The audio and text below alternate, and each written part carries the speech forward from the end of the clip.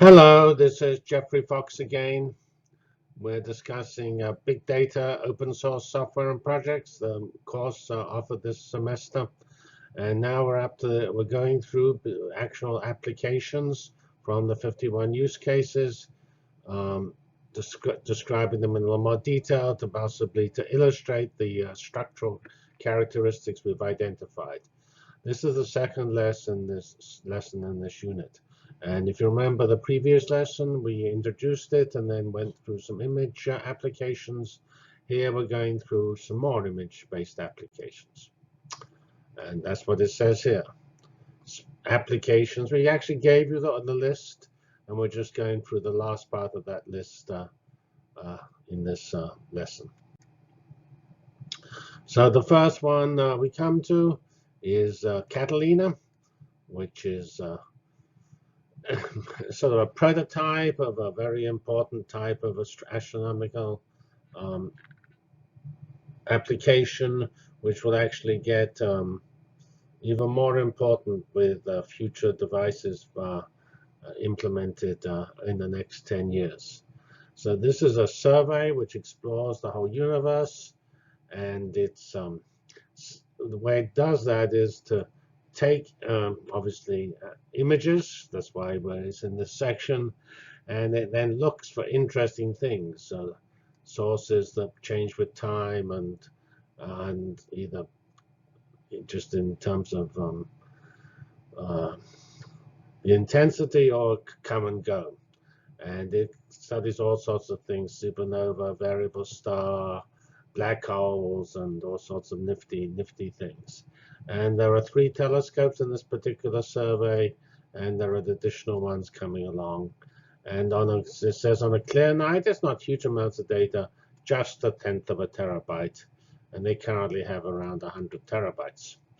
And remember I discussed that there's a critical issue when you where you do the processing, whether you do it actually at the site or whether you do it at the back end. Now, telescopes are not in the forefront of a battle, so it's more realistic to put significant processing actually at the telescope. So to plan to do processing at the telescope is very reasonable, and then after that you transfer it back to back-end computers. For Catalina, that's at Arizona and Caltech. This is streaming data. It's done in real time because there are many actual things you will follow up on, and they better follow up while the event is still interesting, not when it's disappeared.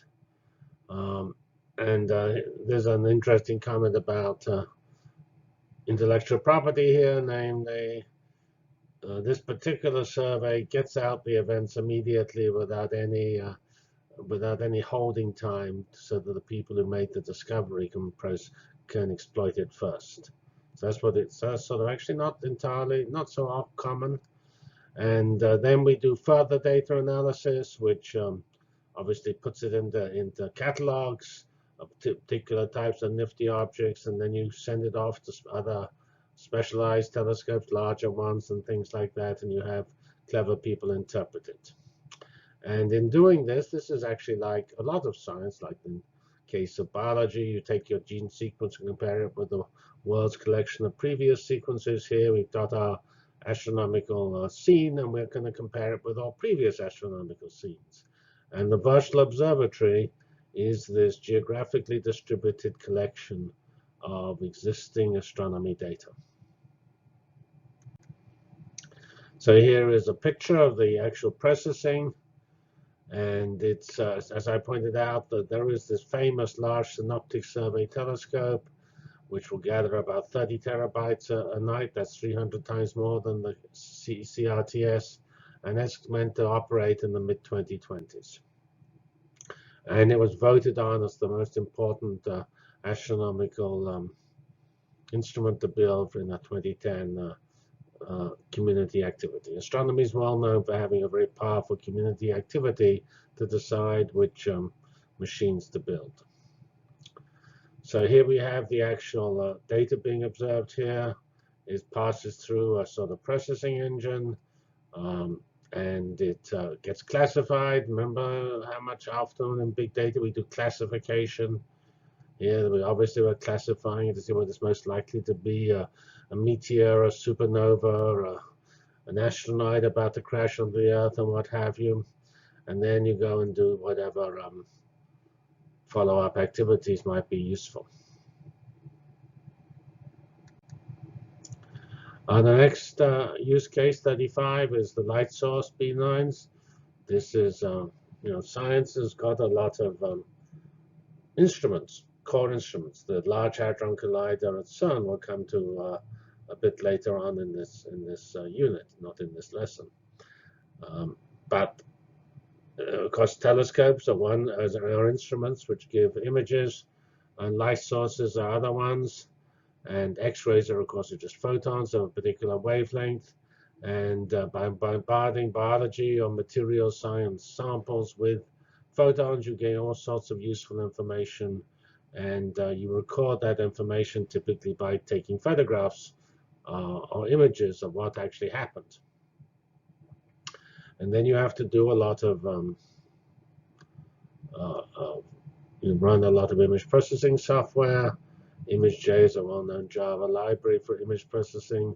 And then you need to, typically this will be done on a back-end machine using some variant of file transfer to transport the data from the light source, which is typically a circular accelerator, to the back-end computer. And as I pointed out, Moore's laws implying camera resolutions are getting better and better and better every time. And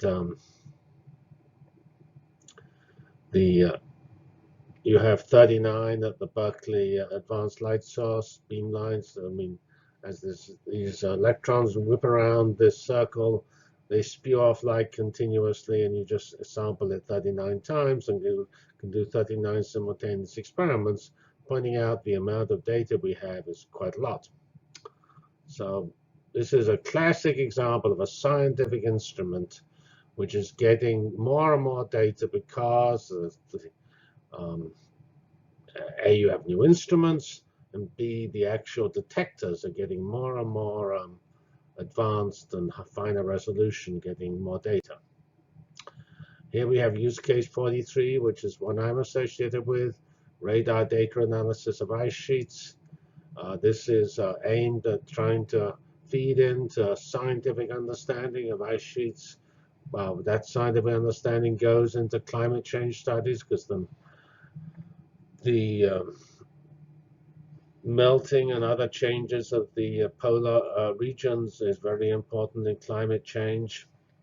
And you take radars whose wavelength and characteristics are adjusted to whatever you're trying to do. Sometimes you probe short distances, which are the layers of snow. Those are very short. Or you do it, you're actually going kilometers deep when you're looking at the actual depth of an ice sheet. I should note that this field, like many engineering fields, so radar as an engineering field uses MATLAB, and the MATLAB is signal processing. This is done usually on the field at the time the data is taken, and the initial processing. That data is actually written to disk, and you do analyze some of the disk in the field to check the apparatus is working, but the rest is flown. The removable disks are placed in aircraft and flown home. And everything is visualized with the GIS, because this is a classic Earth data. And you feed these ice sheet depths into simulations of glacier flow, which will then help to tell you, as you integrate that over all known glaciers, what the total impact of the rising temperatures are. And this is, I mentioned that in science you often have batching of the data gathering. Here you gather up to maybe 100 terabytes. That's growing that amount of data per expedition, which might be a month or two sitting in sight with a particular aircraft, a particular vehicle, in a particular location, and on the polar regions. The same type of work can actually also be done in Himalayas and Chile and mountains, because those also have glaciers which are subject to climate change. Here are some examples of pretty nifty structure here, which shows the actual glacier bed here, and some rather probably fake activity here, which is just reflects false signals coming from this basic thing at the bottom. But the thing at the bottom is pretty clear, so you can actually see 3 kilometers down from our little aircraft up here at half a kilometer above the surface of the glacier. Here is the use of GIS. Like typically when you have your basic map, and then you can click on the map and get more detail. These particular things here map the paths of the aircraft, which in this case here are either DC-8 or Twin Otter, and these creases, the NSF organization I work with, used the Twin Otter, and NASA has done similar. We work with NASA, who also use the DC-8. Each time these aircraft are fitted with radar, which radar is downward facing to observe the ice sheet. And here we're just seeing the paths, so you can then plan what other paths you should take to be able to really understand what's going on. Here in more detail is one of these images I showed you. Here's this 1 to 3 kilometer depth of the actual glacier. It's sort of pretty striking how much it varies. It's by no means flat, the bottom of the glacier. If you did your model of a glacier with a flat bottom, you wouldn't get the right answer. Here's the here's the top of the glacier, here's the bottom of the glacier. And you use image processing or human beings to identify these two discontinuities from the images, and that then gets fed into the simulations, as I've explained. Here's another example of radar, which is synthetic aperture radar, which is meant to examine changes this is not going too deep, it's looking at the surface of the Earth, and it's looking at, say, position changes due to seismic activity, landslides, cutting down the forests, etc. And it's particularly useful for earthquake science, because these changes in positions can be a harbinger or a consequence of earthquakes. And for this particular piece of science, you have to again store the data. Remember, we discussed that a bit under pathology. You have to take all your data, spatial data, and store it in a way you can recover it, so you can actually search by region. You need to do image processing on the image, and you need to visualize it in some variant of a GIS system. And this data either comes from satellites or planes. And there's lots of communication, of course, between the plane and the satellite and where it's processed. And there's again there's I think a pretty rapidly increasing amount of data, but again, it's not measured in many petabytes. At the moment, it's a fraction of a petabyte. This work is typically not done on clouds largely, but clouds certainly a very suitable place to do this. And I expect the analysis to shift to clouds in the future as more data comes along. Here's an example where the movement of the Earth, positioning movement, is shown visually by the color coding, showing the striking position variation, spatial variation of local position changes, and these can allow you to tell you where the slip was, which is where the fault was, or where the actual Earth moved most rapidly, and that of course allows you to understand more deeply the earthquakes that are going on. And here are GPS stations,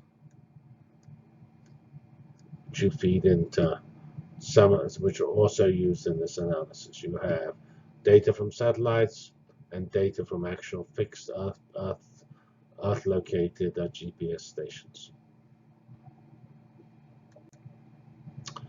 So that was the last of the image-based applications and the end of this lesson. Now we're going to go on to the Internet of Things-based applications, which will be a single lesson, which is part C of this unit. Thank you very much. This is Jeffrey Fox signing out. Thank you.